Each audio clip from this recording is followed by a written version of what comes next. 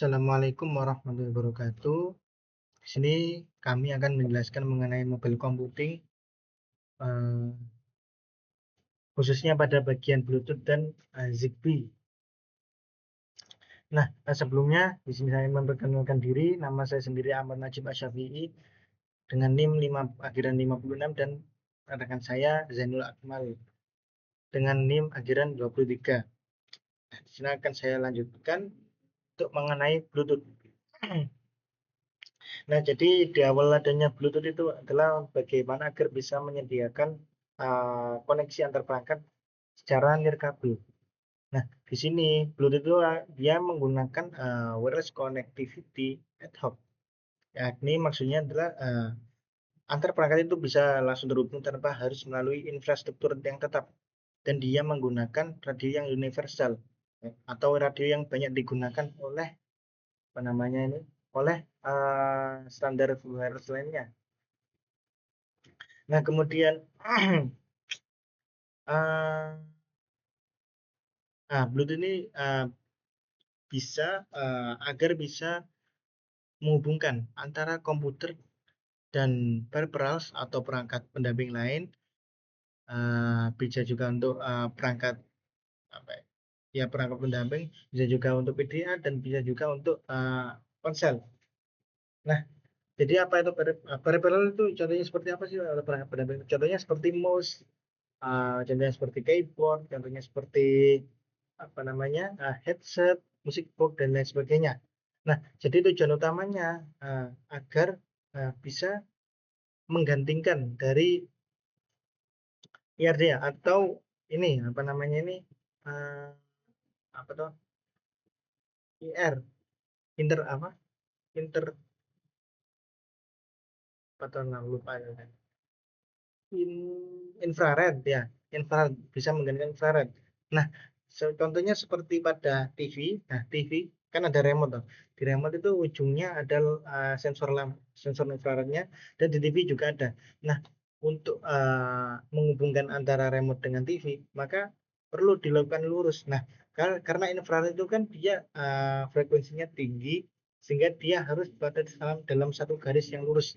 Sehingga kita akan menghubungkan remote perlu didekatkan ke sensor infrared sehingga baru bisa berganti.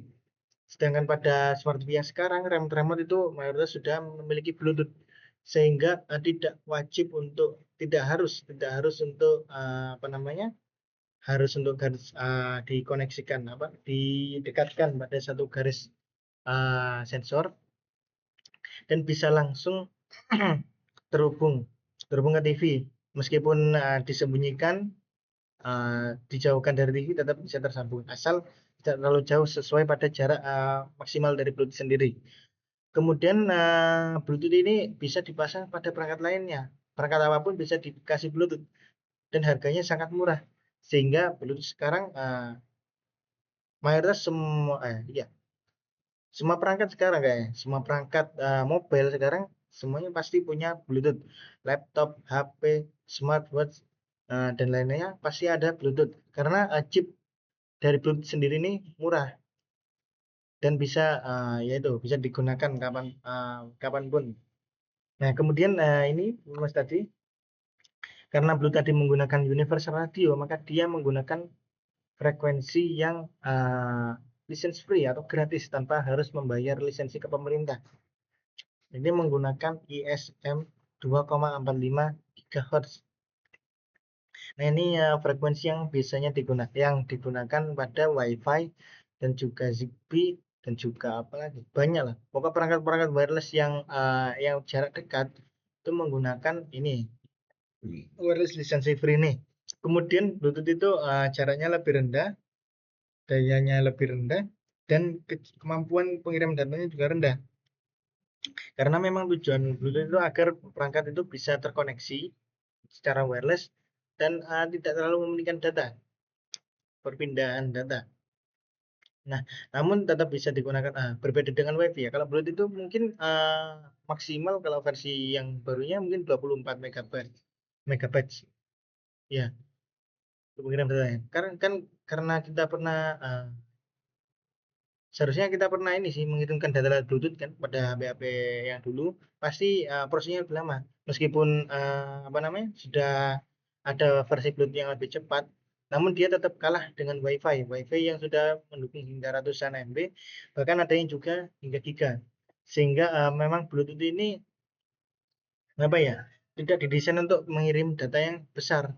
Nah, didesain untuk apa? WiFi Bluetooth ini dia lebih untuk voice dan data transmission. Jadi dia lebih untuk suara dan transmisi data kecil maksudnya, data. Nah, jadi Bluetooth ini kalau voice ya contohnya seperti digunakan pada apa ya? Pada soundbox. Kita menyambungkan komputer ke soundbox, musik box bisa juga menyambungkan pada mikrofon Bluetooth, bisa juga menyambungkan pada apa namanya itu headset gitu. Nah ini adalah contoh dari modul pertama yang dibuat oleh Ericsson. Nah, ini adalah contoh dari ad hoc. Ini ad hoc, kalau yang ini adalah infrastruktur. Dia tersambung ke BBS. Ya itu. Nah, bagaimana sejarahnya dibuatnya Bluetooth?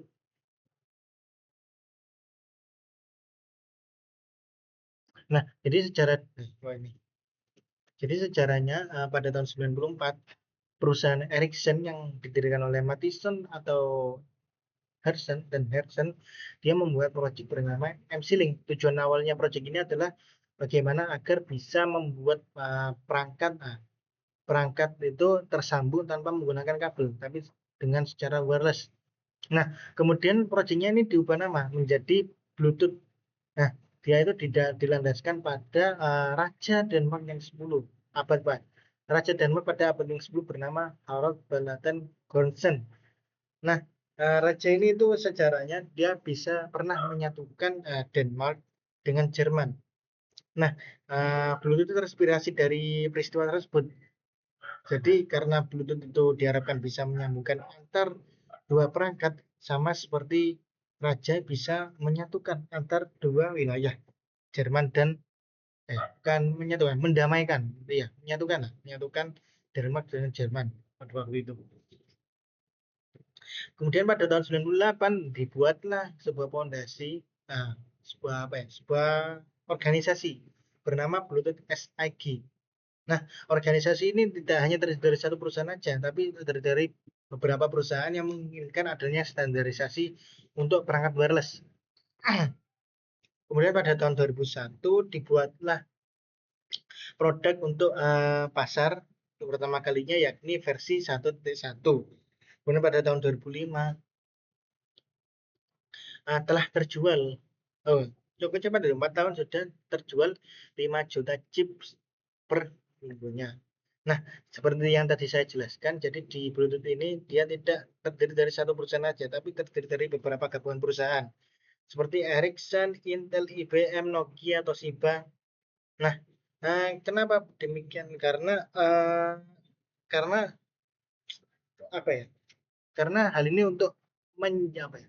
Agar setiap perusahaan itu tidak mendirikan perangkat wireless yang berbeda-beda sehingga kalau bisa ya disamakan aja sehingga kalau misal berbeda misal Ericsson punya sendiri, Intel punya sendiri, IBM punya sendiri, Nokia punya sendiri, Toshiba punya sendiri maka akan membingungkan masyarakat pengguna lah sehingga dibuat satu standar sehingga meskipun perangkatnya berbeda-beda tetap bisa saling tersambung satu sama lain.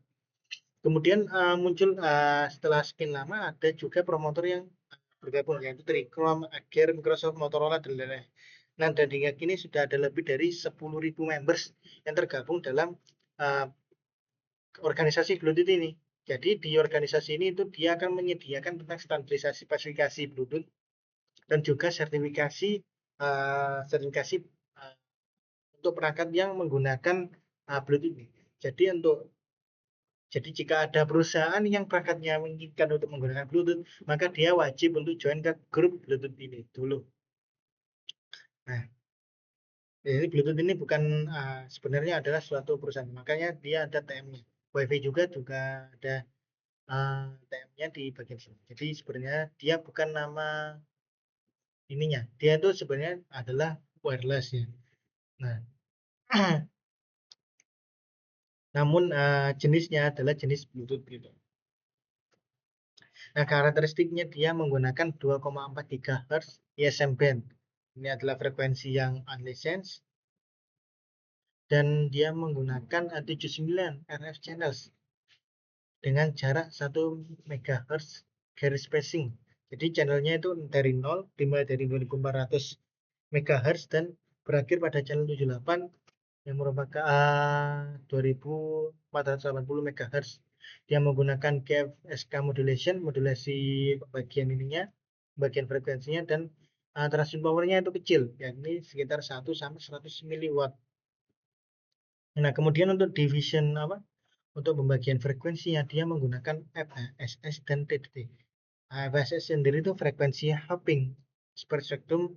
Nah, jadi ini adalah teknik di mana dia ini berpindah-pindah atau loncat, berpindah frekuensi ketika mengirim data. Jadi nanti misal ada satu perangkat mengirim data, maka perangkat lainnya dia akan mengirimkan data pada frekuensi yang berbeda. Nah, diharapkan dengan menggunakan frekuensi hopping ini dia bisa mengurangi intervensi dengan perangkat lain, karena mengingat frekuensi 2,45 itu banyak digunakan oleh jenis wireless lain, maka dengan digunakannya frekuensi hopping ini dia akan mengurangi intervensi dari perangkat-perangkat tersebut. Nah, jadi frekuensi hopping yang digunakan di Bluetooth ini dia hingga 1600 pindahan per detiknya. Nah, kemudian aturan hoppingnya ini digunakan angka random yang ditentukan oleh master. Dan nanti akan dijelaskan bagaimana master itu menentukan angka random tersebut. Kemudian meskipun sudah menggunakan FHS, dia tetap menggunakan time division duplex untuk mengirim dan menerima bagian lah, mendengar dan menerima mungkin pembagian ininya. Nah, kemudian di dalam Bluetooth ini digunakan dua protokol, yakni untuk suara dan data. Untuk suara sendiri dia menggunakan SCO atau Synchronous Connection Oriented. Nah, apa itu? Jadi di voice link ini karena dia bersifat real time, dia akan menggunakan forward error correction. Jadi ketika ada error pada suaranya, maka akan diteruskan ke penerimanya. Nah, jadi biar penerima itu yang memperbaikinya. Nah, contohnya seperti kita kan ngirim error. Kita ngirim pesan yang typo. Tentunya penerimanya bisa diharapkan bisa mengolah dengan pikirannya sendiri, mengolah kata tersebut agar tidak menjadi error. Nah, itu mirip seperti kayak gini, seperti voice link SCO ini. Kemudian non transmission karena dia itu bersifat real time. Nah, jika ada transmisi atau pengiriman data ulang, maka akan membuat delay sehingga data akan langsung dikirimkan meskipun error. Kemudian ini untuk data rate-nya ini dia 64 kilobyte per second dan point to point. Jadi satu perangkat hanya tersambung ke satu perangkat untuk pengiriman data voice link ini. Dan circuit switcher. Kemudian pada data link ini dia menggunakan protokol ACL atau asynchronous connectionless. Jadi dia bersifat asinkronus. Kemudian algoritma maksudnya jika ada data yang error, maka dia akan melakukan retransmisi. Dia akan meminta data ulang yang sudah diperbaiki itu. Kemudian dia point to multipoint. Jadi satu perangkat dia bisa mengirim ke banyak poin. Satu poin dia bisa mengirim ke banyak poin. Dan untuk data rate-nya dia hingga 433 kilobyte untuk simetrik dan 123 kilobyte untuk yang asimetrik, dan dia bersifat paket switched. Kemudian topologinya dia menggunakan jenis Piconet atau stars, dan jika ada Piconet yang overlap atau saling beririsan, maka dia akan membentuk sebuah scatternet. Nah, jadi apa itu Piconet? Nah, jadi Piconet itu adalah kumpulan beberapa perangkat Bluetooth ya, perangkat Bluetooth menggunakan ad hoc. Nah, ad hoc tadi kan dia tanpa adanya infrastruktur tetap. Jadi di sini yang menjadi pemersatunya itu adalah bernama master. Nah, jadi di Piconet itu akan ada satu yang bernama master dan lainnya akan menjadi slave. Selama masih dalam satu lingkungan ini aja. Nah, apa tugas dari master ini? Master itu tugasnya untuk memberikan pola hopping pattern, pola perpindahan, dan slave itu akan mengikuti pola perpindahan yang diberikan oleh master. Kemudian setiap Piconet itu memiliki hopping pattern yang unik. Jadi semisal ada apa namanya ini, semisal ada Piconet yang saling beririsan, maka dia tidak akan saling tumpang tindih. Maksudnya apa namanya? Karena pola perpindahan frekuensinya itu beda, maka justru malah antara satu Piconet ke Piconet lainnya itu bisa saling dihubungkan oleh perangkat yang beririsan gitu. Nah, untuk berpartisipasi dalam Piconet itu wajib melakukan sinkronisasi pada aturan perpindahannya. Nanti jika tidak uh, melakukan sinkronisasi, maka dia tidak berhak bergabung pada Piconet tersebut. Nah, untuk setiap Piconet itu memiliki satu master dan memiliki 7 slave yang aktif. Sedangkan lainnya yang tidak aktif bisa lebih dari 200 bisa menjadi atau parkir saja. Jadi apa bedanya? Kalau slave itu dia terdaftar dan terhubung secara aktif. Kalau park itu dia terdaftar, cuma dia tidak aktif. Jadi hanya tersambung aja, tapi dia tidak aktif mengirimkan data. Sedangkan standby dia ini tidak terdaftar dan tidak juga aktif, sehingga dia tidak wajib untuk melakukan sinkronisasi pada master. Nah, bagaimana sih sistem kerja ininya? Sistem kerja apa namanya? Sistem kerja Piconet. Jadi semua perangkat di Piconet itu berpindah frekuensi secara bersamaan sehingga diperlukan adanya kesamaan waktu. Nah, nanti ya master akan memberikan ID untuk setiap perangkat yang tersambung dan dia akan memberikan waktu yang sama. Nah, jadi untuk pola hoppingnya akan ditentukan berdasarkan device ID-nya. Device ID itu terdiri dari 48 byte dan dia unik. Kemudian untuk fase pola perpindahannya dia akan ditentukan berdasarkan waktunya. Nah, ini master, ini slave dan part kita akan mengikuti waktu yang diberikan oleh master. Jadi waktunya sama. Jadi untuk pengalamannya untuk yang aktif atau slave itu akan menggunakan pengelamatan 3 bit. Sedangkan pada part ini menggunakan pengelamatan 8 bit.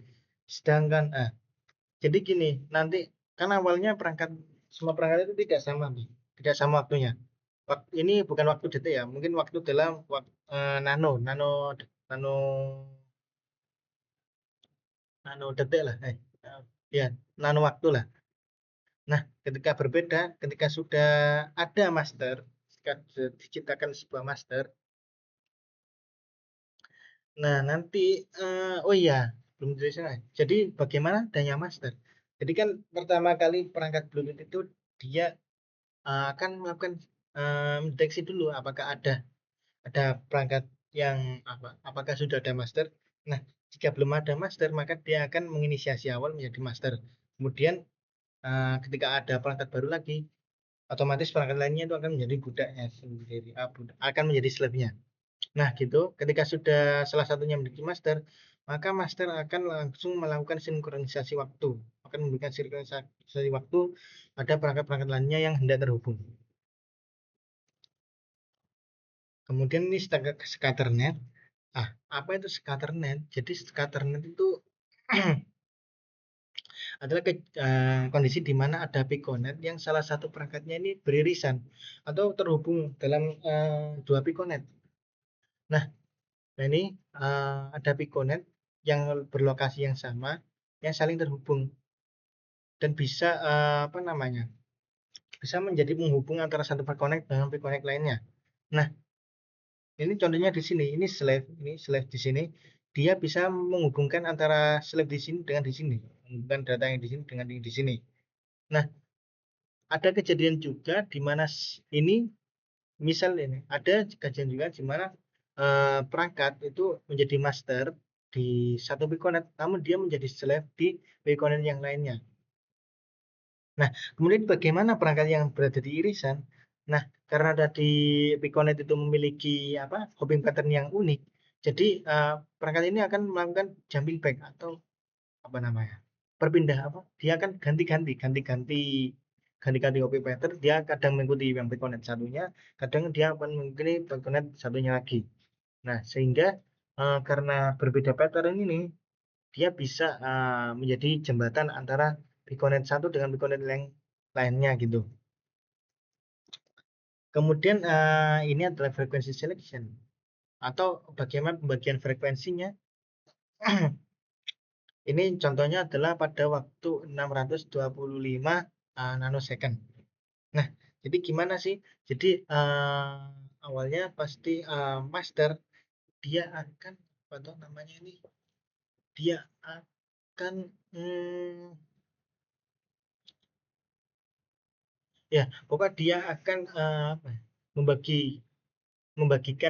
membagikan hopping pattern-nya. Nah, yang yang pertama ini adalah kasus yang pertama. Di sini master akan mengirimkan data awal, mengirimkan inilah, pokok melakukan transmisi awal. Nah, kemudian slave akan mentransmisikan balik pada frekuensi yang berbeda. Nah, kemudian lanjut lagi master ini pada frekuensi selanjutnya berbeda juga. Kemudian slave akan memberikan frekuensi mentransmisikan kembali pada frekuensi yang berbeda. Kemudian master lagi berbeda, slave lagi berbeda, master lagi berbeda. Jadi dia akan terus ganti terus mengikuti pola yang diberikan oleh master. Nah, kemudian ini kasus yang kedua. Di sini master langsung sekaligus mengirimkan transaksikan pada 3 frekuensi sekaligus dan akan langsung dilanjutkan oleh slave pada frekuensi yang berbeda. Dan lanjut tetap satu lagi, lanjut lagi. Kemudian ini biasanya digunakan pada transmisi awal yang digunakan oleh master ketika Anda membagikan hopping pattern gini. Kemudian yang bawah ini adalah kondisi di mana yang pertama master ini mentransmisikan awal, kemudian slave mentransmisikan balik, namun dia langsung memakan 3 frekuensi. Ini biasanya digunakan pada ketika mengirimkan data berupa data high 3 kalau nggak salah ya. Yang akan contohnya nanti akan dijelaskan selanjutnya. Kemudian dia setelah ini selesai lanjut master mengirimkan pada frekuensi yang berbeda. Kemudian ini bagaimana sih struktur paket di Bluetooth ini? Nah, jadi struktur paket ini terdiri dari access code, paket header, dan payload. Access code ini berisi tentang bagaimana channelnya, di mana channelnya berada, kemudian bagaimana akses perangkatnya dan lainnya, dan mungkin apa masternya gitu. Masternya dari paket itu dari apa? Ini ada preamble ini tadi. Ini ada untuk data sinkronisasi dari Bluetooth tersebut. Kemudian trailer ini opsional sih. Kemudian ada paket header, ada IM address yang diberikan oleh master tadi. Ini untuk misal untuk apa namanya slave. Kemudian ada tipe ini dia itu SSCO atau ACL. Kemudian ada flow, dia harus balik atau dia harus forwarding atau harus reserve. Kemudian ada ARKN. Ini mirip-mirip seperti acknowledgement. Jadi ketika paketnya sudah sampai atau enggaknya, dia statusnya akan dilihat oleh ARKN. Kemudian ada SIKN ini untuk mengecek apakah data ini terjadi duplikasi atau tidak. Kemudian HC ini mirip seperti CRC, jadi dia untuk mengecek apakah data ini ada kerusakan atau enggak gitu. Kalau ada kerusakan maka dia bisa melakukan FSC atau melakukan apa tadi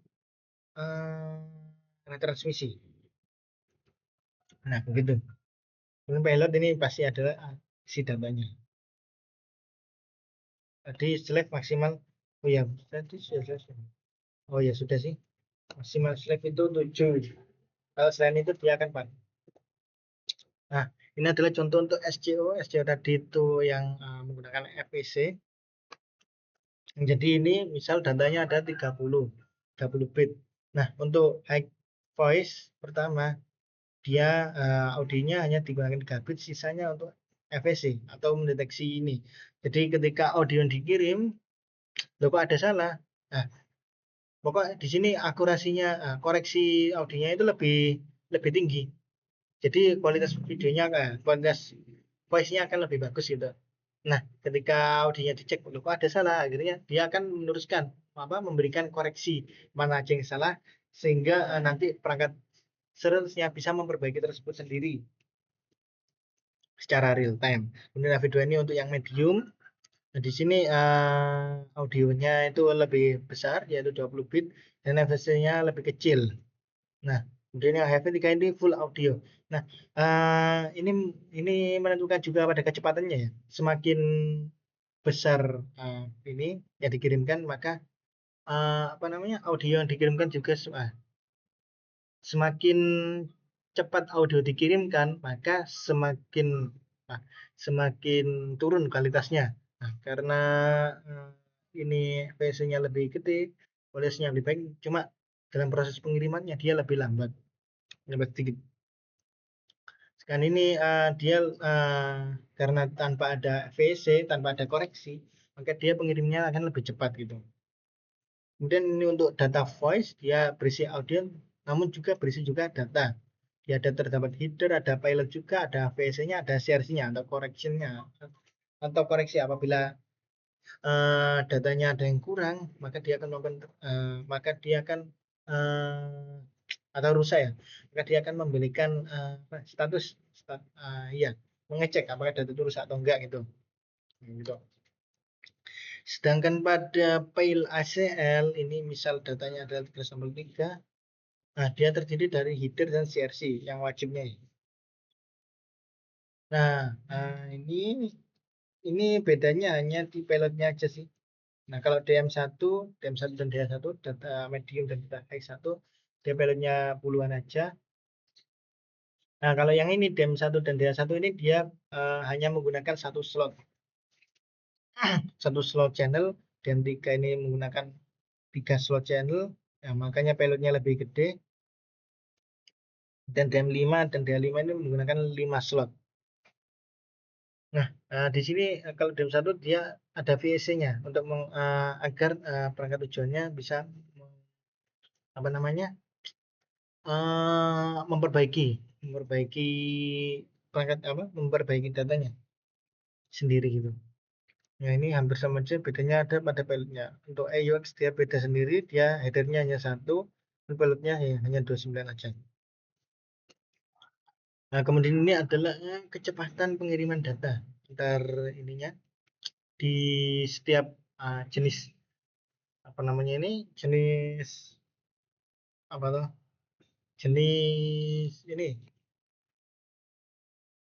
Jenis apa? Lupa saya namanya. Pokoknya jenis apa sih? Ya itulah.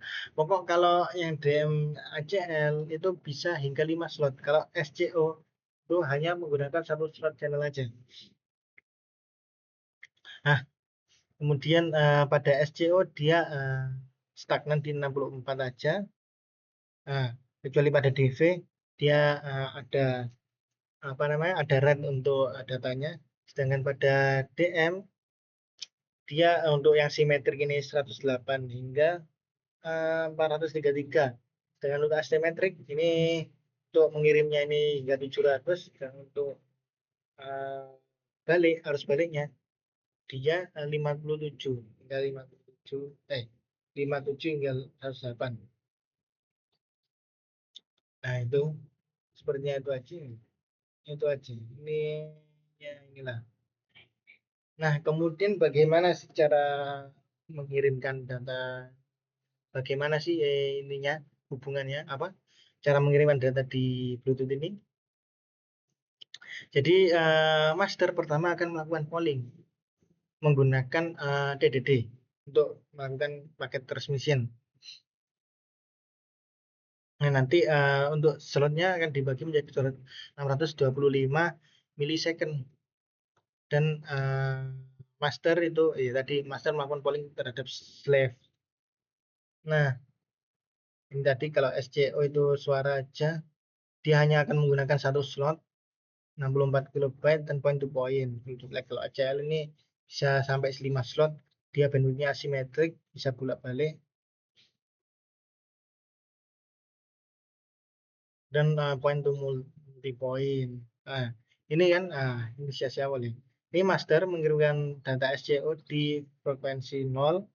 Nah, master ini di sini kita lihat dia menggunakan frekuensi yang genap, sedangkan slave ini dia menggunakan frekuensi yang ganjil, channel yang ganjil. Nah, master mengirimkan data SCO, dia langsung dikembalikan slave memberikan data balik oleh frekuensi yang selanjutnya F1.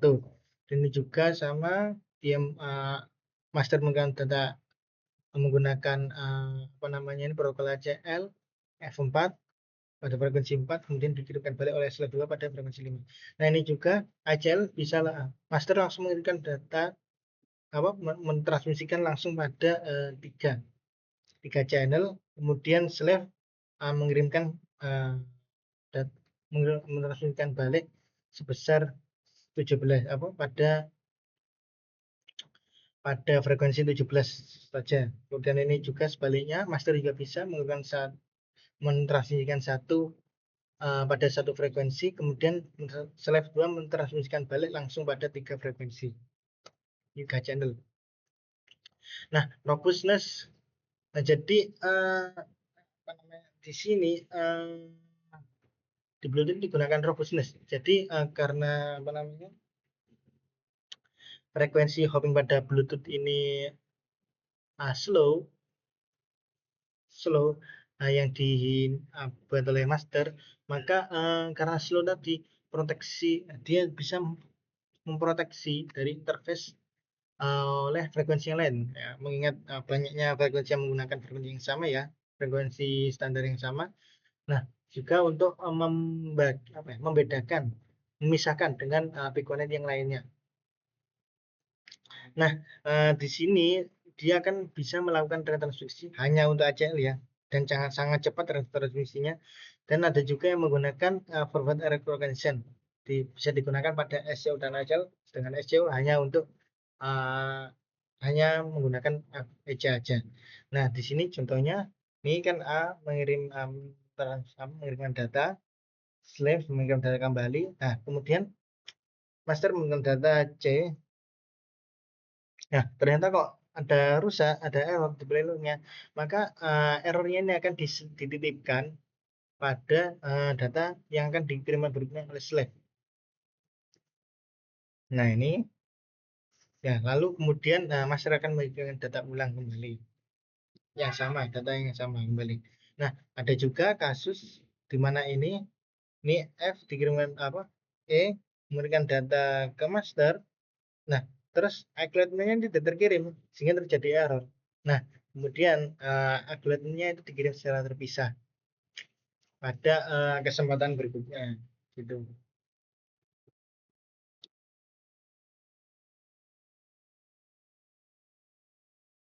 Ya, dan yang yaitu kemudian ini adalah macam-macam versi Bluetooth.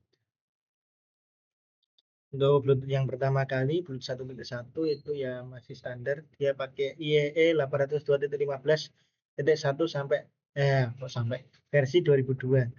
Dia menginisiasi apa namanya? Dia merupakan dia menjadi standar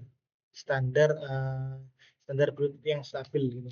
Yang 1.2 dia sudah menggunakan standar IEEE 802.15.1 2005.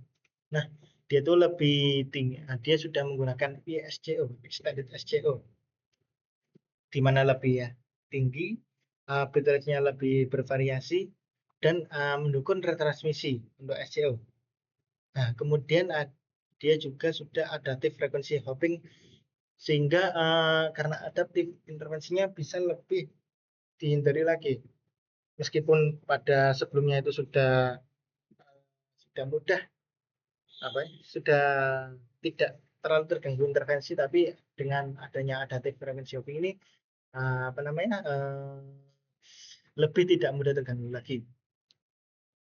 Kemudian pada Bluetooth 2.0 dia tidak lagi menggunakan IEE hingga seterusnya.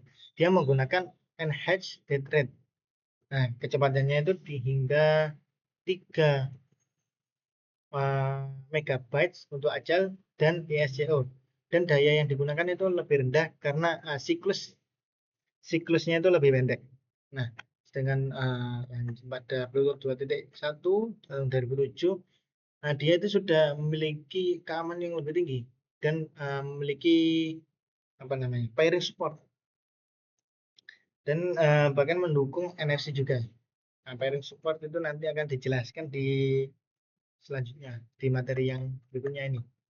Kemudian ada juga Bluetooth 3.0. Nah, di sini Bluetooth-nya itu lebih tinggi kecepatannya hingga mendukung 24 MHz. Kenapa bisa begitu? Karena dia bisa menggunakan menumpang ke sinyal WiFi yang masih berada di tempat yang sama. Jadi dia numpang terus kecepatannya bisa lebih cepat gitu.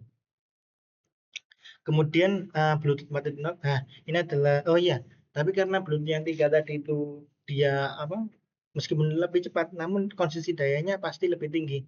Sehingga dia tidak terlalu populer dan yang populer adalah yang versi berikutnya nih. Ini Bluetooth versi 4.0.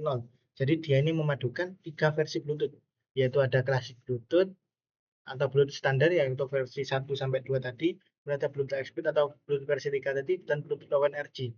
Nah, jadi di dalam satu perangkat ini langsung akan digunakan tiga jenis Bluetooth ini. Nah, untuk Bluetooth Low Energy ini apa? Bluetooth Low Energy ini adalah Bluetooth yang digadang-gadang atau dipasarkan sebagai Bluetooth yang paling pintar. Karena dia itu hemat biaya, hemat daya, dan banyak digunakan pada perangkat kesehatan, keamanan, dan perangkat hiburan. Nah, dia juga channelnya berbeda. Kalau dulu tadi kan 79. Kalau di BL ini dia hanya menggunakan 40 channel. Kemudian ada juga Bluetooth Profiles. Nah, apa itu Bluetooth Profiles? Jadi Bluetooth Profiles itu Bluetooth-nya itu sudah ditanamkan sudah ada profil khusus sehingga tidak ada namanya tidak perlu adanya pairing atau apalah itu. Jadi langsung aja terhubung. Contohnya itu seperti mouse wireless yang sudah ada adaptornya, sudah ada dongle-nya. Jadi di dongle-nya ini sudah ada data mengenai mouse tersebut dan mouse itu sudah memiliki data untuk dongle tersebut. Jadi ketika disambungkan ke laptop atau perangkat lainnya lah, dia akan otomatis tersambung tanpa harus konfigurasi, tanpa harus memasukkan PIN atau autentikasi apapun. Dan dia sudah diatur profilnya oleh perusahaannya sendiri sana.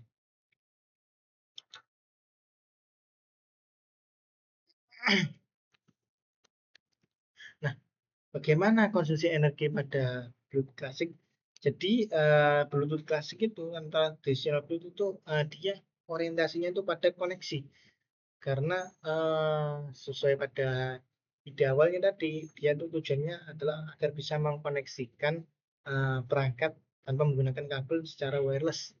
Nah, karena koneksi orientasinya itu connection oriented, maka ketika perangkat itu koneksi, dia kan tetap maintain, tetap terhubung lah, meskipun tidak ada data yang dikirimkan. Nah, untuk menghemat daya itu, maka digunakanlah sleep mode sehingga perangkat bisa tidur untuk mengurangi power atau daya yang digunakan sehingga bisa memperpanjang usia baterai. Nah, bagaimana tidurnya? Jadi tidurnya itu tidak lama, ya sebentar dan dalam satuan waktu yang kecil, yaitu dia bangun setiap 100 milisecond. Jadi tidurnya seakan-akan tidak terasa. Ya, namun nah, nah kemudian selain itu Bluetooth ini transmitnya itu lebih maksimalnya itu hanya sekitar 25 miliampere sehingga sangat hemat sekali. Berbeda dengan jenis radio yang lainnya yang butuh hingga Banyak lah, banyak ampere sehingga tidak hemat daya.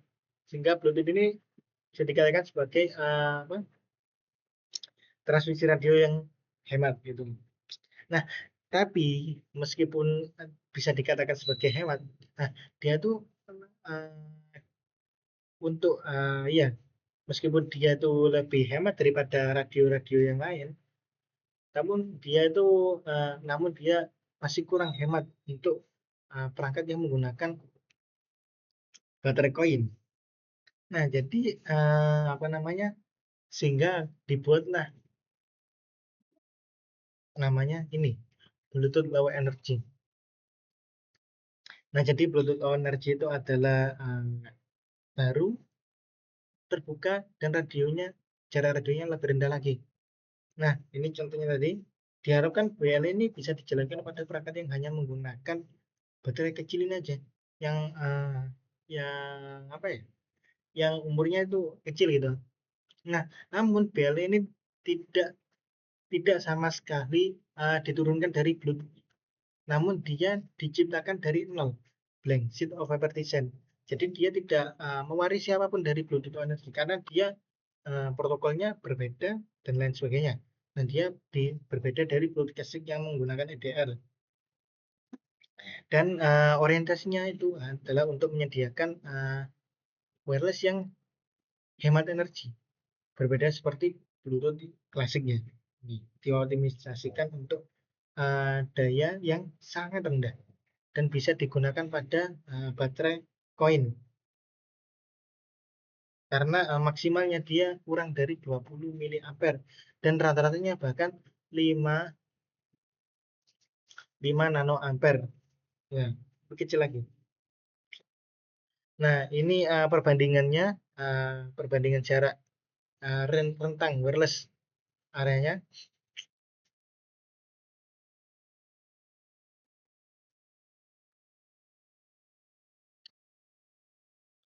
Kalau Bluetooth ACL dia itu lebih difokuskan pada data dan audio aja, data kecil dan juga audio atau suara tadi.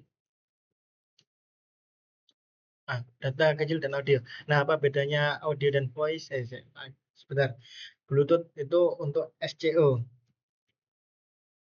Nah, Bluetooth SCO itu untuk voice. Nah, apa bedanya voice dan audio? Kalau voice itu sifatnya langsung. Kalau audio itu dia lebih ke tidak harus diputar saat itu juga. Kalau voice itu real time, kalau audio tidak. Nah, kalau Bluetooth Low Energy itu dia dikhususkan untuk state. Nah, nanti akan dijelaskan. WiFi itu bisa untuk voice, data, audio, dan video. Kalau WiFi direct itu bisa untuk voice, data, dan audio. Sedangkan Zigbee dan ANT sama seperti BLE dia hanya bisa untuk state. Nah, apa itu state? Jadi state itu adalah data tapi dia kecil. Bandingnya kecil, latensi datanya juga kecil. Jadi contohnya nanti misalnya itu seperti data jantung atau jam lah, jam. Jam itu adalah data yang paling kecil. Bukan bukan jam yang berjalan, tapi kayak timestamp gitu. Jadi misal ada orang masuk rumah jam berapa gitu. Nah, jam tersebut akan dicatat dan dia akan menjadi state gitu. Jadi gimana sih konsepnya BL ini? Konsep dasarnya itu bagaimana agar bisa mengurangi konsumsi daya dan bisa dioptimisasikan untuk apa namanya? Untuk konsumsi daya yang rendah. Kenapa demikian? Karena transmisi datanya itu pendek, sehingga bisa mengurangi ini, kemudian mengurangi konsumsi daya, kemudian receive datanya juga pendek, kemudian channelnya itu lebih kecil daripada Bluetooth, sehingga lebih sedikit, sehingga bisa meningkatkan jangkauan dan waktu koneksi, serta ini juga state machine-nya lebih kecil dan single protokol. Dia berbeda seperti Bluetooth biasa. Kalau Bluetooth biasa kan dia pakai uh, SCO dan apa namanya tadi ACL. Kalau yang Bluetooth ini beda. Dia akan menggunakan apa namanya ini satu protokol aja, yakni dia langsung apa namanya melakukan standby scanning, kemudian itu nanti akan dilanjutkan selanjutnya. Nah, kemudian fakta tentang Bluetooth itu jaraknya hingga 150 meter pada pada lapangan terbuka, kemudian output powernya hingga 10 miliwatt, kemudian maksimal current-nya itu hingga 15 miliampere, latensinya ini 3 milisecond, topologinya itu star, connection-nya itu lebih dari 2 miliar, modulationnya itu GFSK, dia menggunakan frekuensi 2,4 GHz yang license free. Robustness-nya ini menggunakan adaptive frequency hopping dengan 24 bit CRC. Kemudian security-nya itu menggunakan exclusive 224 bit AES CCM. Kemudian slip current-nya itu hanya hingga 1 nanoampere. Kemudian modenya ini bisa untuk broadcast, connection, event data modes, models, reach, dan write. Kemudian untuk data throughput atau perpindahan data itu tidak menjadi parameter penting di Bluetooth ini karena dia tidak mensupport streaming. Nah, meskipun dia itu mempunyai data rate 1 megabyte per second, tapi dia tidak difungsikan, tidak dioptimisasikan untuk file transfer karena memang dia itu didesain hanya untuk mengirimkan data kecil seperti state aja itu. State exposing state ya. Nah, ini contohnya state. State itu seperti ya suhu, jarak, tanggal, hari, status bermain atau enggak, atau papan penunjuk, arus arus listrik, dan juga status keadaan, misal status kesediaan jaringan. Nah, jadi dia itu kecil dan lebih kecil dari data transfer, dan datanya ini di trigger atau dipanggil jika ada kejadian lokal, dan data bisa dibaca kapanpun oleh klien. Dan interface modelnya itu sangat simpel, dia menggunakan general attendance. Ya, attendance itu nanti akan dijelaskan. Nah, ini attendance generic attribute profile. Nah, jadi di application ini jadi di BLE ini arsitekturnya terdapat 3 bagian, yaitu apps, host, dan juga controller. Nah, untuk aplikasinya ya standar seperti aplikasi biasanya yang digunakan untuk interaksi antara perangkat antara Bluetooth dengan user gitu.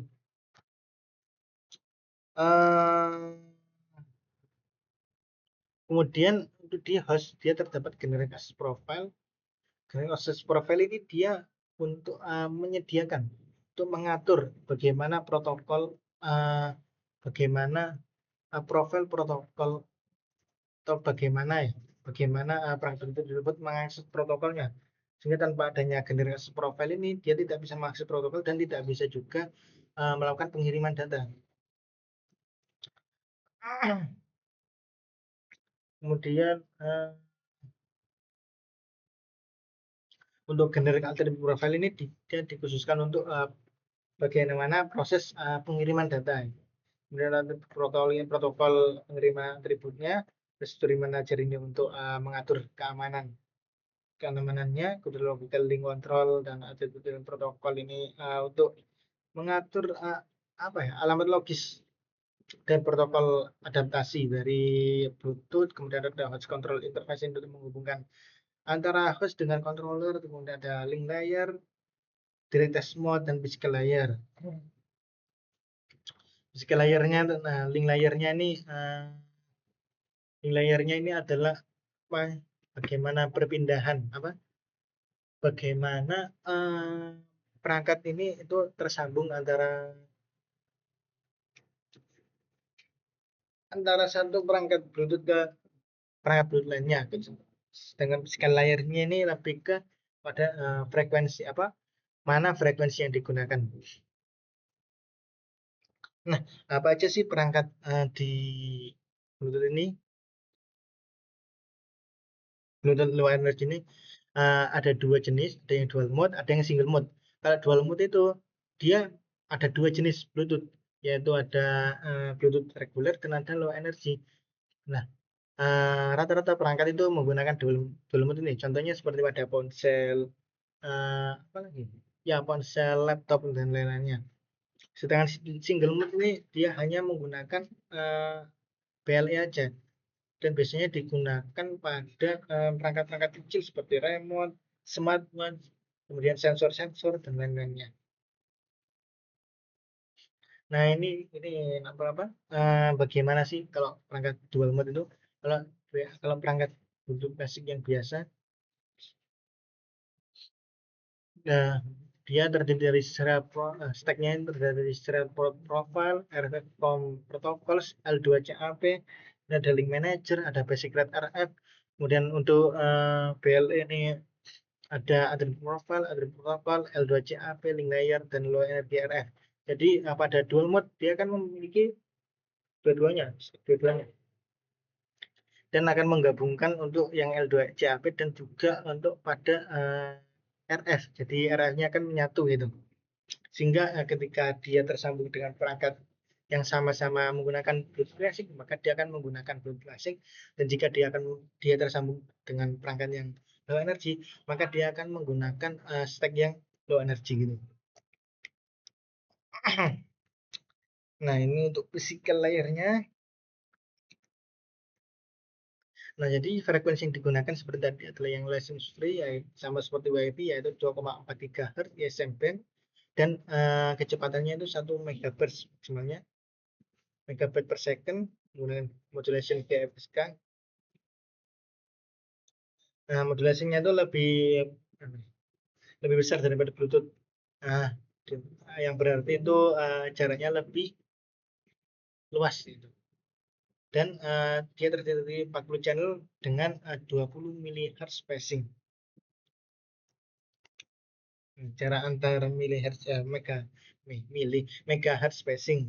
Nah, gini. Nah, ada dua jenis channelnya ini. Ya, ada 3 channel yang digunakan untuk advertising dan 37 channel yang digunakan untuk data. Nah, jadi channel yang digunakan untuk advertising ini digunakan untuk scanning dan juga untuk advertising.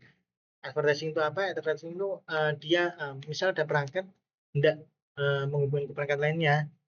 Nah, perangkat yang pertama itu dia akan melakukan advertising dulu melalui frekuensi advertising ini. Kemudian,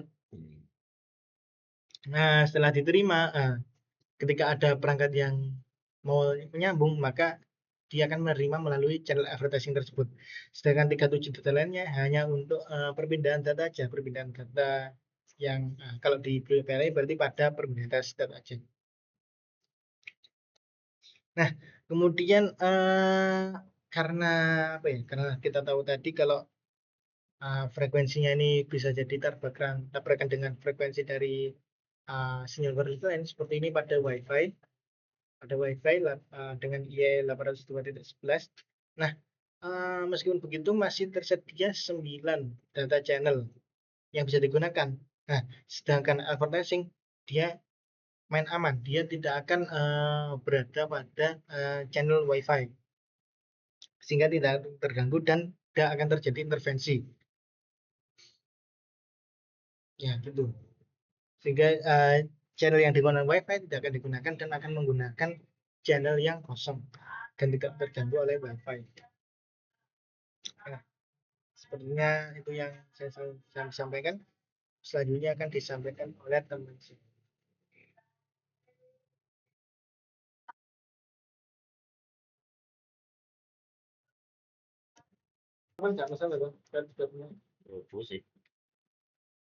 Ya, selanjutnya adalah apa mau saya?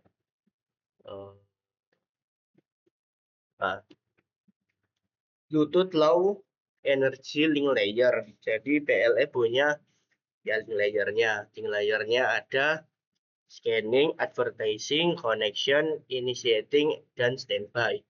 Jadi untuk awalnya itu semua perangkat berada di posisi standby. Nah ini.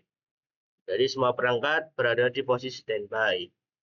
Nah, lalu ada perangkat yang melakukan advertising atau pengiklan atau pengumuman lah. Kayak ya saya membuka konektivitas dan segala macam itu. Nah, perangkat yang melakukan advertiser itu adalah perangkat yang nantinya akan menjadi slave. Lalu untuk perangkat yang ada perangkat yang standby. Lalu perangkat tersebut melakukan scanning ke sekitarnya, apakah ada jaringan yang terbuka, apakah ada perangkat yang mau melakukan konektivitas terhubung gitu. Ketika tidak ada, maka perangkat tersebut akan menjadi inisiator, yang dimana dia akan menjadi perangkat yang melakukan inisiasi penghubungan koneksi yang nantinya akan menjadi master. Nah, ini jadi penjelasannya ya. Possible states atau states yang memungkinkan. Standby yaitu posisi di mana perangkat tidak melakukan transmisi atau menerima data dan tidak terhubung dengan perangkat manapun. Lalu untuk advertiser, dia melakukan broadcasting atau pengumuman secara berkala, periodically. Lalu untuk scanner, actively looking for advertiser. Jadi scanner ini selalu aktif mencari perangkat yang sedang melakukan advertiser. Lalu inisiator adalah perangkat yang aktif untuk menginisiasi sebuah hubungan, sebuah connection dengan perangkat lain. Master adalah perangkat yang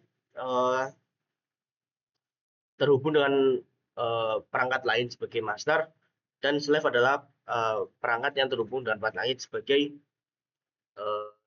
slave atau budak. Lalu untuk value advertising, jadi ada dua apa itu guys? State lah, ada perip dan sentral. Jadi untuk perip di sini perangkat yang standby melakukan advertising ke sekitarnya. Karena tidak ada balasan apapun, maka dia mengirimkan advertising lagi. Ketika advertising kedua, sentral menangkap sebuah sinyal advertise tadi. Lalu sentral meminta scan atau send request. Scan request dikirim ke perip, lalu perip menerima sinyal tersebut dan mengirimkan balasan berupa scan respon. Terjadilah sebuah hubungan yang ya ketika hubungan konektivitas tersebut selesai, maka si perip akan melakukan advertising lagi ketika konektivitasnya telah selesai tadi. Nah, perangkat bisa melakukan advertise atau pengumuman untuk beberapa alasan. Yang pertama bisa untuk alasan broadcast terus-menerus ya. Jadi dia kan masih mencari perangkat yang ingin terhubung. Jadi selama tidak ada perangkat yang ingin terhubung, dia akan terus-menerus melakukan broadcasting tapi dengan periode atau waktu yang berkala. Lalu bisa juga untuk mentransmisikan sinyal data ke device sebelumnya yang pernah terhubung. Nah, jadi ketika dia bisa mengirimkan sinyal data ke perangkat yang sebelumnya telah terhubung. Jadi kalau perangkatnya sudah bisa langsung pernah terhubung, maka ya bisa langsung terhubung gitu loh. Lalu untuk melakukan to advertise their presence. Jadi mereka melakukan melakukan advertise untuk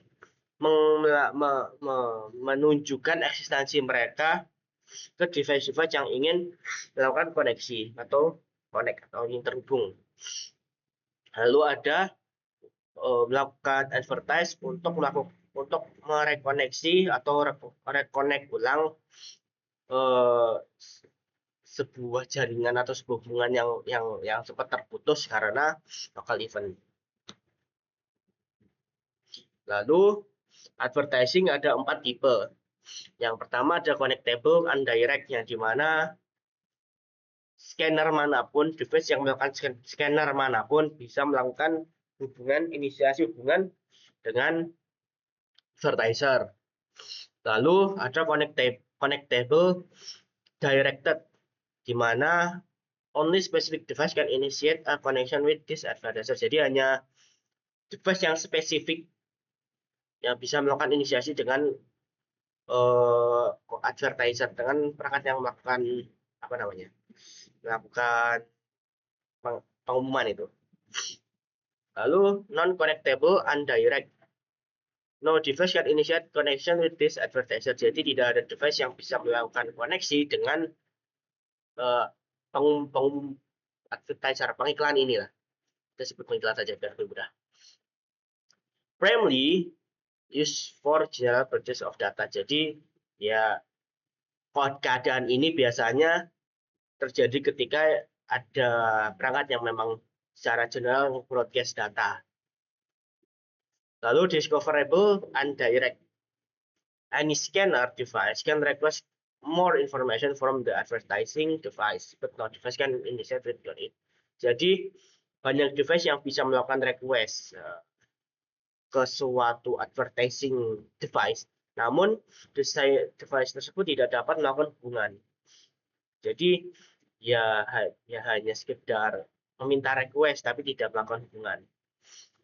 Nah, jadi untuk yang connectable undirect tadi lebih kayak ketika misal kita sedang membeli mouse wireless yang terdapat dongle-nya, atau ya ketika kita sedang melakukan lebih tepatnya kayak kita sedang membeli TWS lalu kita belum pernah nge-pairing sama sekali. Nah, itu jadi kan perlu pairing lagi, perlu pairing awal-awal. Lalu yang untuk connectable direct, jadi ketika kondisinya adalah ketika kita, yaitu yang seperti tadi membeli mouse dengan dongle. Jadi meskipun kita belum pernah sama sekali melakukan berkoneksi dengan Bluetooth-nya belum berkoneksi dengan mouse, tapi karena dongle ini dibuat khusus untuk menerima Bluetooth atau menerima sinyal dari sinyal dari mouse, maka ya ini koneksinya disebut connectable direct. Jadi koneksi yang diterima hanyalah koneksi yang spesifik, seperti yang ya mouse tadi itu atau dongle tadi itu hanya menerima ya mouse itu. Lalu selanjutnya BLE data transfer. Jadi hampir untuk yang event advertising-nya hampir mirip seperti tadi, yaitu PRI mengirimkan sinyal advertising, lalu sentral menangkap sinyal tersebut dan melakukan connect request. Untuk data transfernya, ya master ketika sudah terhubung maka kan terjadi hubungan master and slave. Master mengirimkan data ke slave, slave mengirimkan balasan, lalu master mengirimkan kembali, dan itu terus berulang hingga koneksi atau ya selesai gitulah, connection eventnya selesai. Once a moment is made, once a connection is made, master informs slave of hopping sequence and when to wake up. Jadi ketika terhubung itu master memberitahukan slave-nya tentang hopping sequence yang tadi sudah dijelaskan dan kapan untuk bangun. Jadi terkadang perangkat Bluetooth yang BLE ini, Bluetooth Low Energy ini tidak selalu aktif gitu. Jadi ketika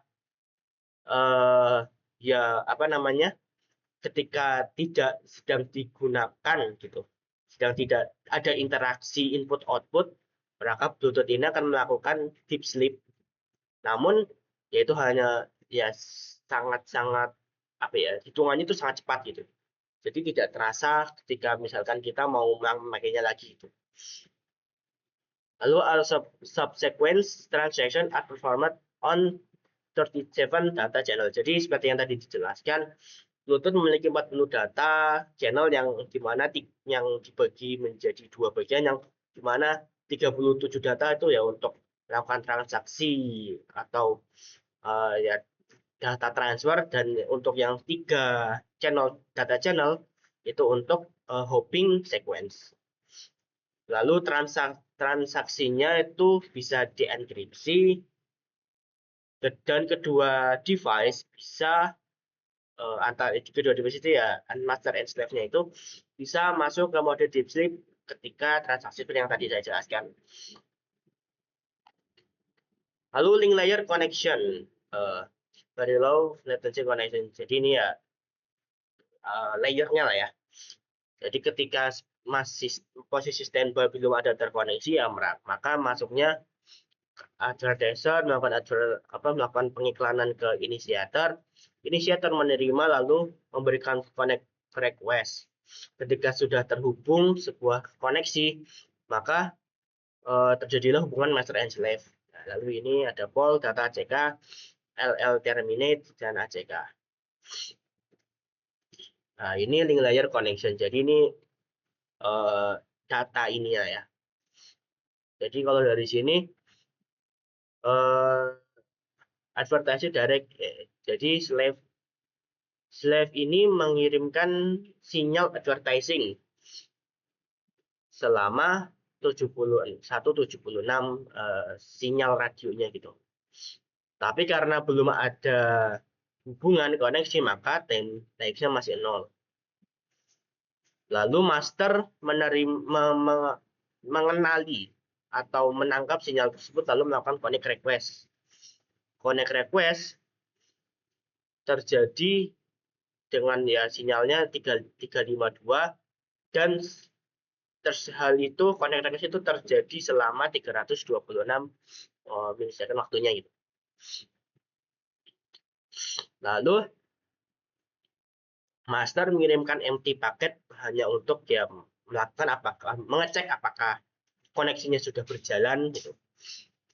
Dan terjadi ya pengiriman empty packet ini terjadi selama 1928 waktunya, dan radionya 80. Lalu paket diterima dan slave mengirimkan atribut protokol, ya protokol atributnya dan handle value indication ke master selama 2158 waktunya, dan radionya 1444. Maaf, sorry, 144. Lalu master sekali lagi mengirimkan empty packet sebagai acknowledgement atau konfirmasi, lalu diterminate oleh slave, dan ya dikirim ya lagi.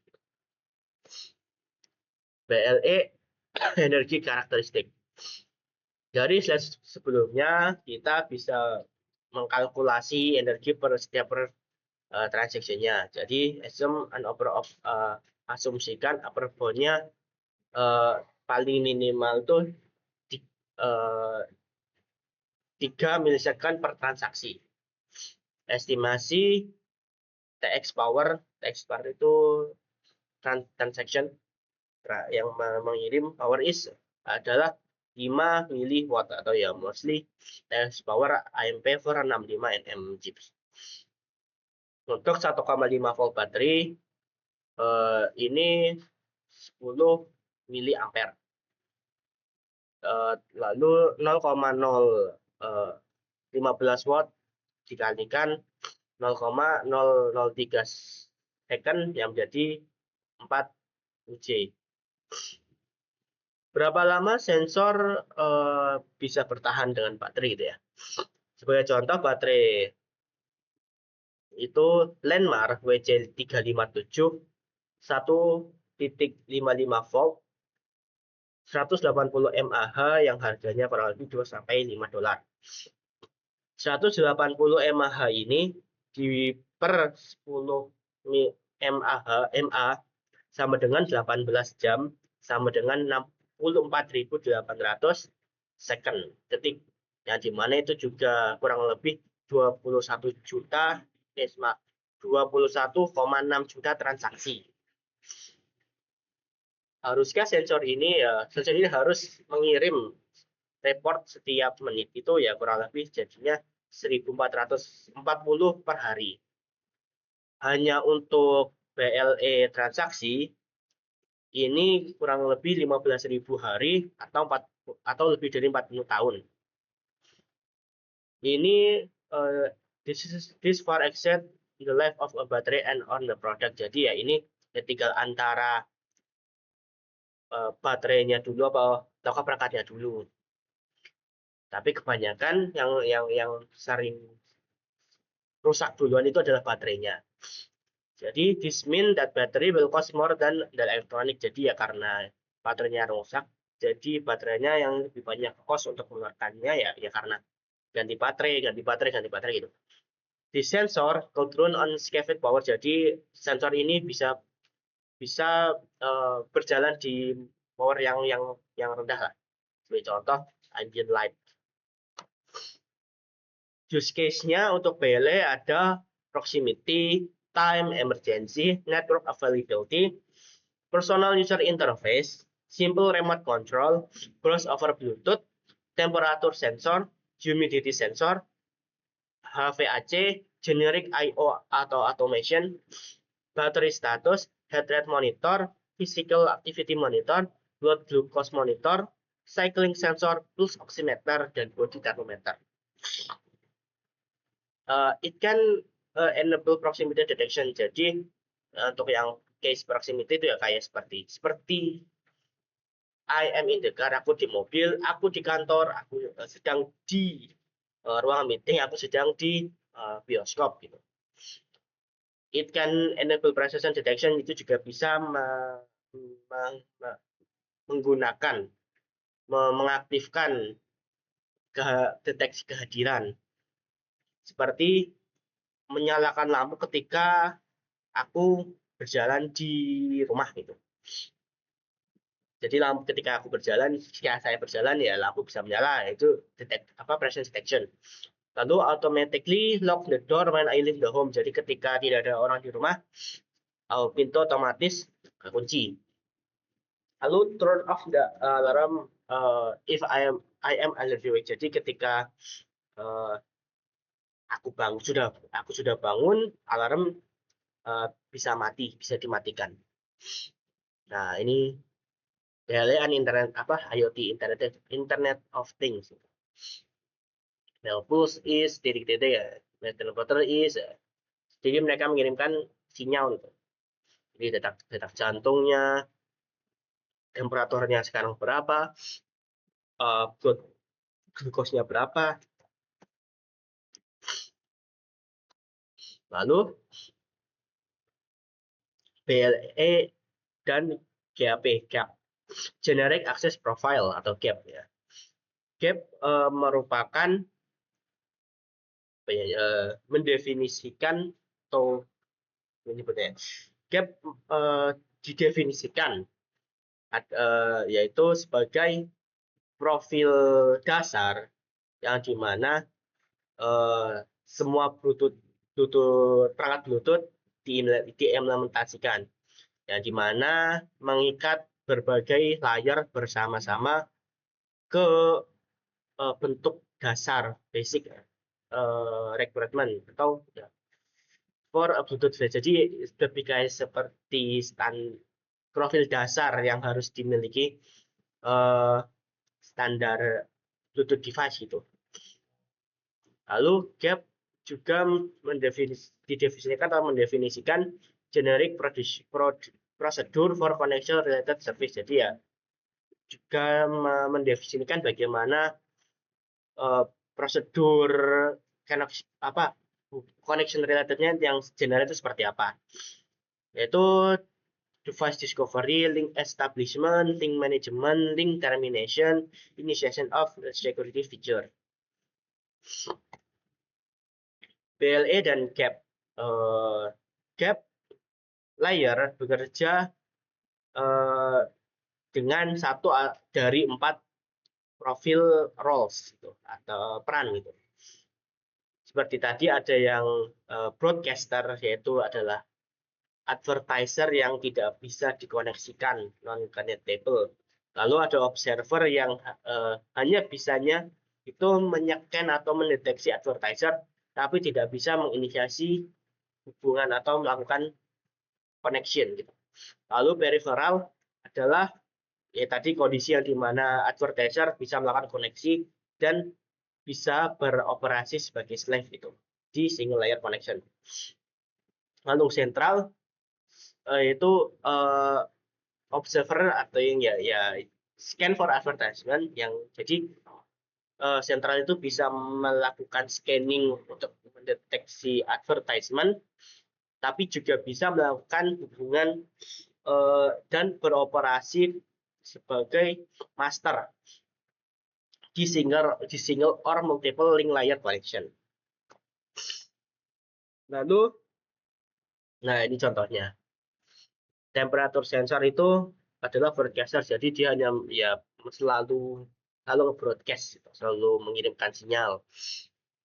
Lalu temperatur display observer, jadi dia hanya menangkap tapi tidak terjadi hubungan itu. Lalu watch atau peripheral, ya contoh peripheralnya yaitu ya ini jam itu bisa melakukan apa ya, ada koneksi lah. Lalu untuk mobile phone sentral itu sebagai ya sentral, jadi dia bisa, kadang kan kita juga bisa menggunakan handphone kita untuk mengatur beberapa perangkat itu. BLE and gap discoverable modes. Jadi GAP support tiga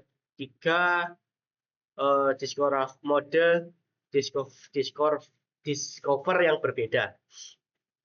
Lalu ada yang pertama namanya non discoverable mode. Jadi ini no advertisement. Jadi dia tidak menemukan advertisement sama sekali. Yang kedua limited discoverable mode. Jadi device yang melakukan pengiklanan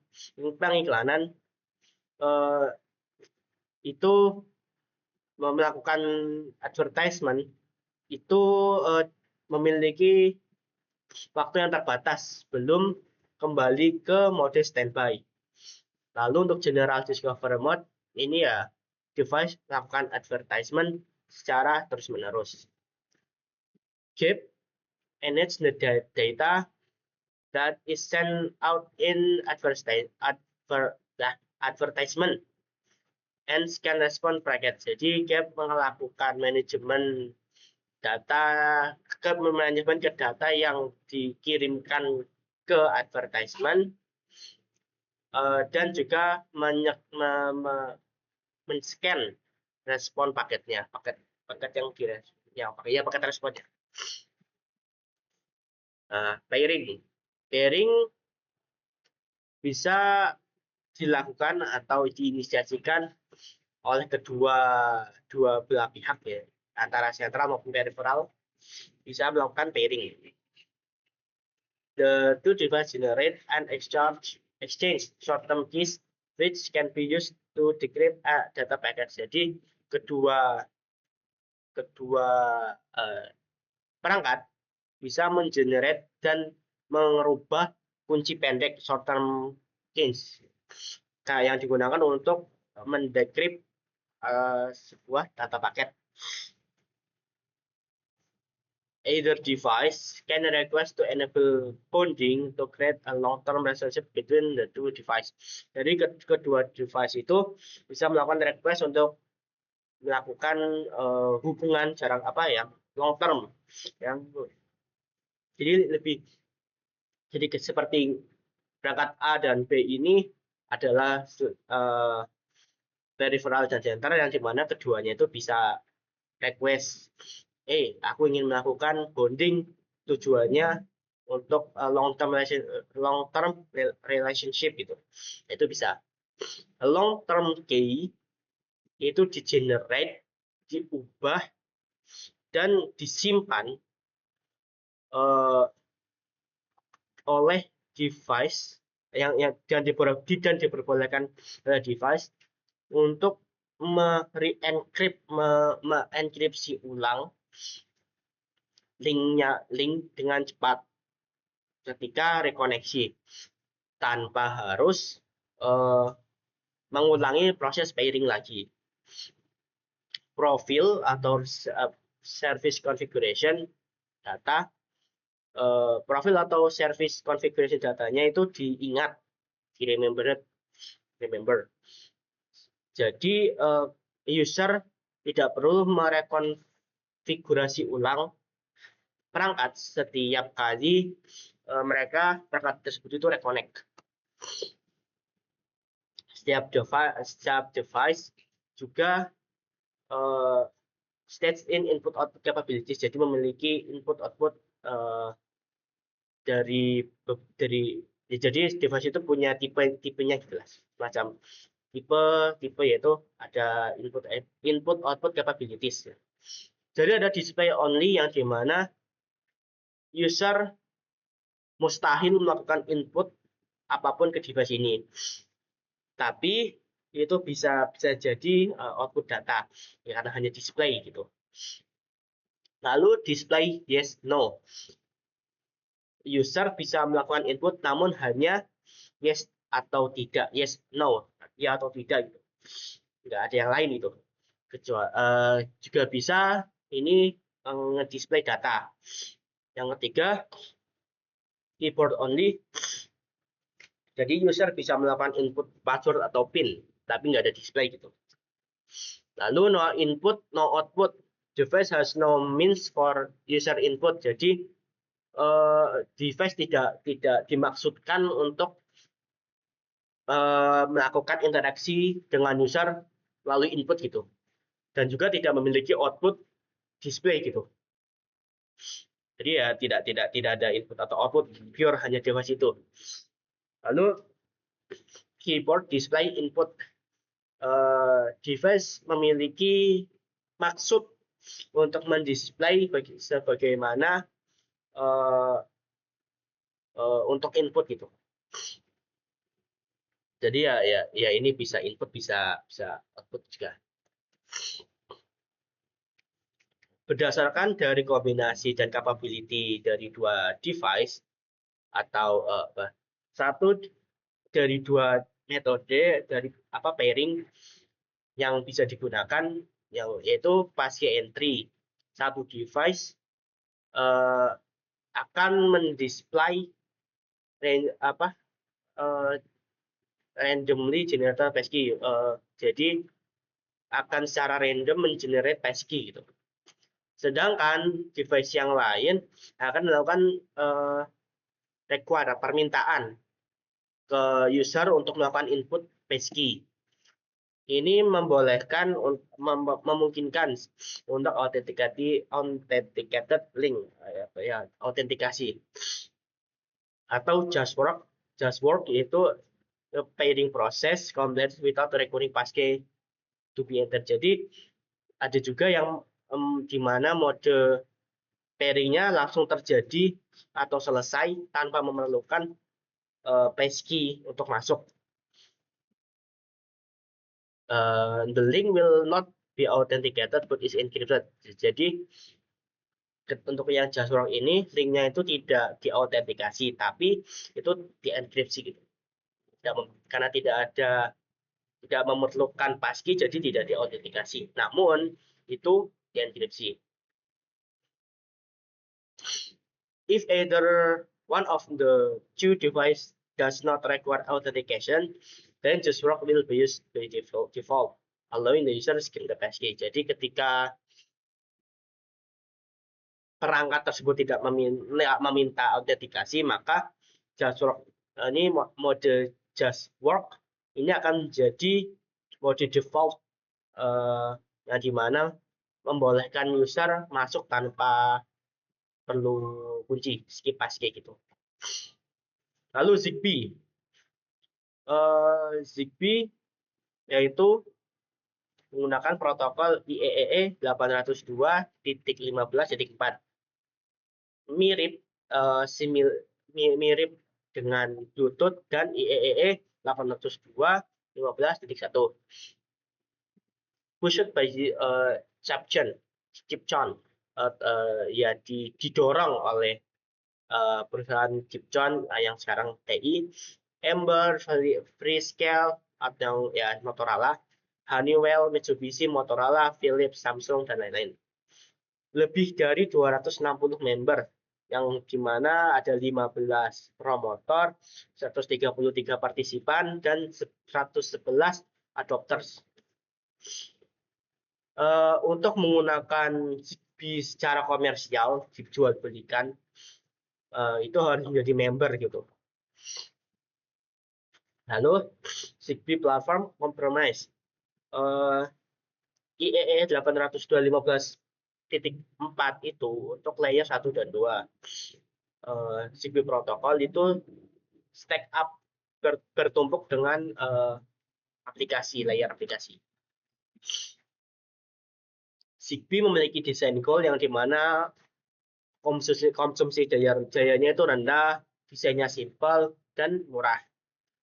Secara histori, ZigBee Style Networks dimulai pada tahun 1998, lalu IEEE 802.15.4 ini pertama kali diselesaikan di tahun 2003, dan ZigBee Alliance atau aliansi ZigBee ini baru establish atau ya terkumpul jadi itu di tahun 2002.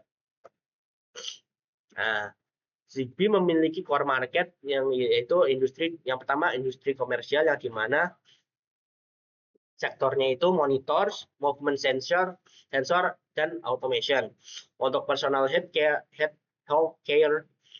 ZigBee berada di segmen patient monitor, remote diagnosis, data loggers.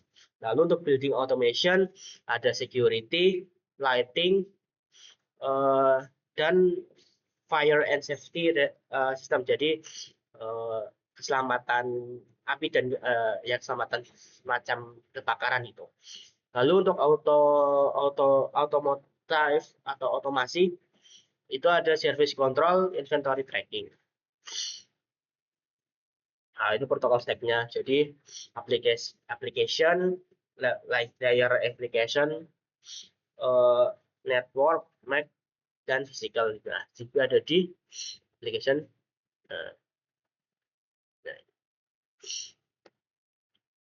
Lalu device type, ZigBee memiliki tipe device. Yang pertama yaitu full function device FFD.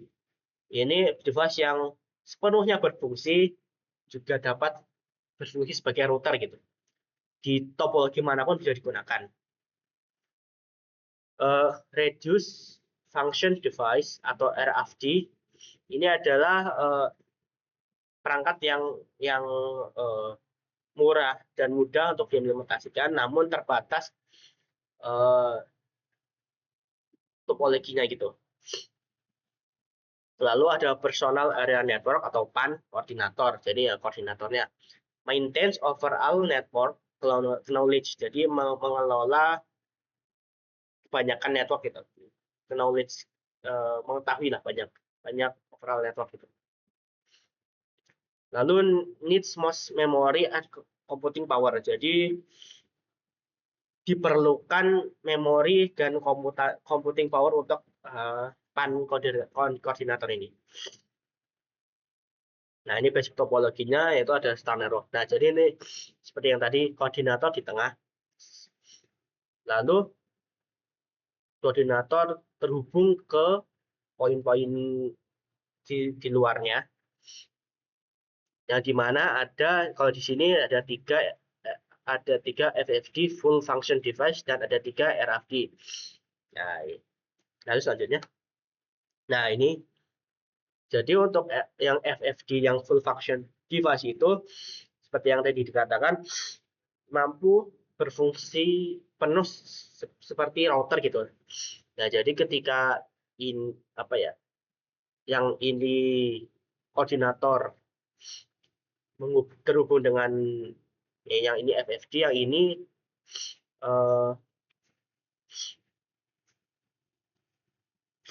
yang RFD. Nah, RFD itu terbatas. Yang FFD itu jadi ketika kita hubungkan, FFD itu masih bisa menyebar kembali gitu. Ini kan FFD masih bisa disebar kembali. Ini juga FFD bisa disebar kembali. Ini FFD bisa disebar kembali. Nah, ini topologinya cluster tree. Nah, ini untuk Zigbee Pro Mesh Network. Jadi ya ini topologi network mesh. Mesh itu lebih rumit lah. Namun ya mesh ini seperti mungkin kalau dianalogikan mirip jaring. Jadi banyak node-node yang saling terhubung gitu. Nah, ini cukup positifnya ketika Zigbee itu kan perangkatnya bisa dihubungkan, bisa di-combine gitu. Satu Zigbee dan ini itu bisa di-combine. Nah, ini dengan mesh network ini meskipun complicated, tapi ketika misalkan ada satu node yang mati, masih bisa terhubung dengan node-node yang lain melalui node yang lain. Misal node yang ini mati, maka untuk ke sini masih bisa melalui sini gitu. Nah, ini perbandingan antara Bluetooth dan Zigbee. Nah, untuk protokol stack-nya berada kalau Bluetooth 250 kb, kalau Zigbee kurang dari 32 kb atau ya 4 kb. Jaraknya Bluetooth itu 10 sampai 100 meter, Zigbee itu 30 sampai 100 meter. Ping rate-nya Bluetooth berada di 1 Mbps, Zigbee 250 kbps. Nah, untuk baterai Bluetooth itu mostly rechargeable, bisa di-charge.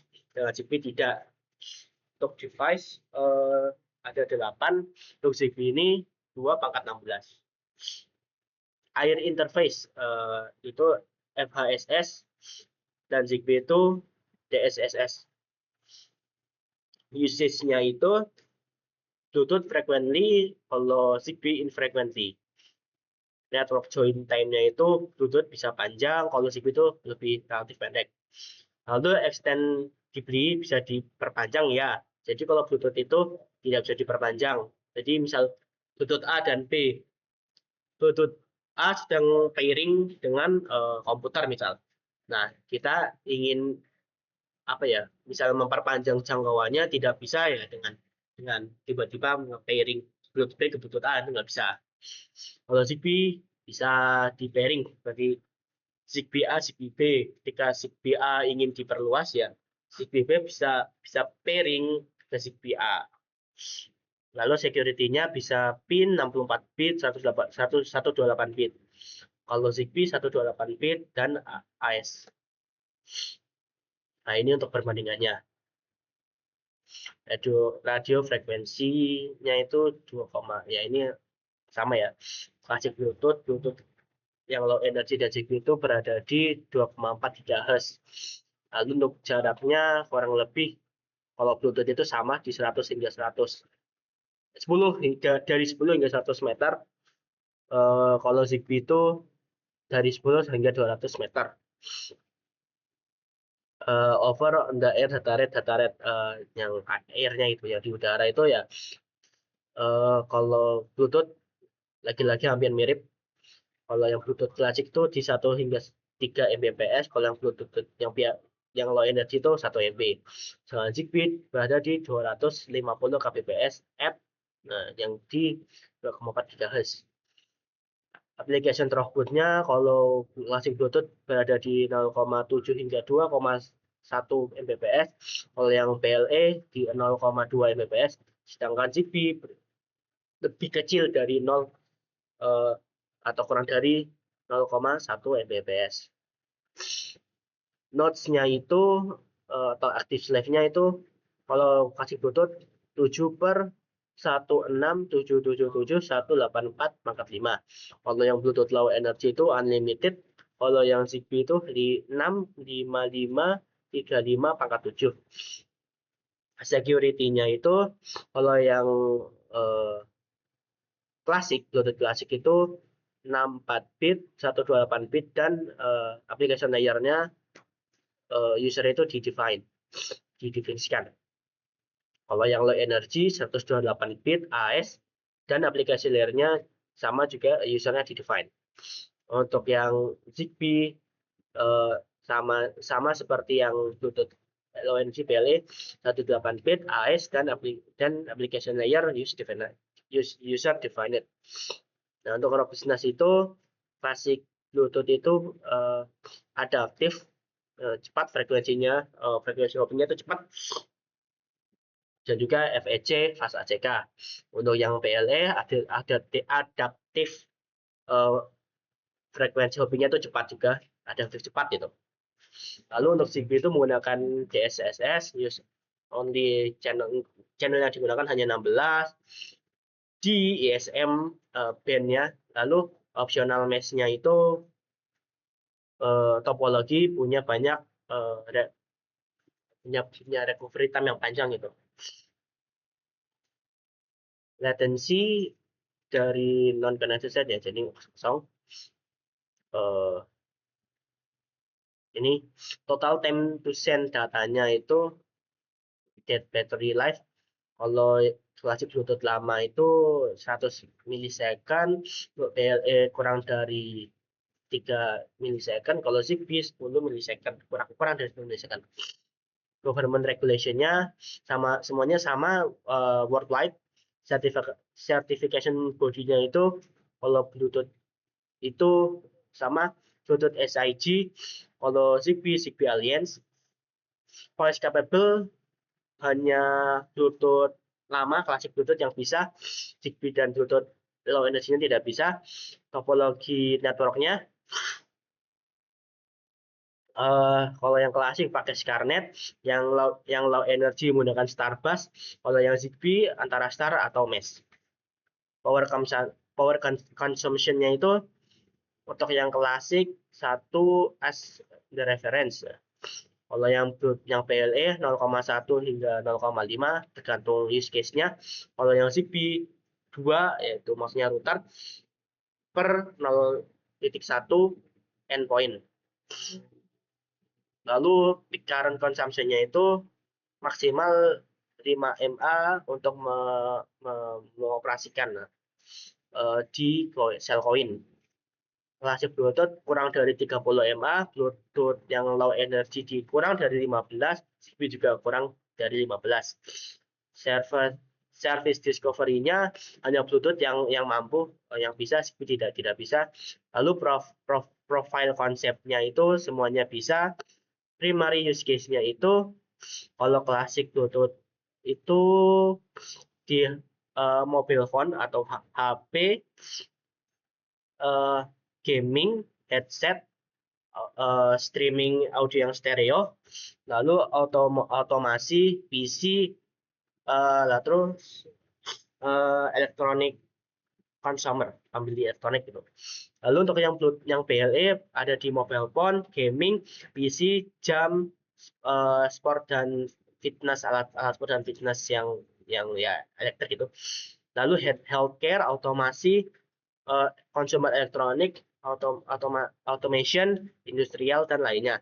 Untuk Zigbee berada di fixed location industry, jadi lokasi industri yang fix, yang sudah pasti.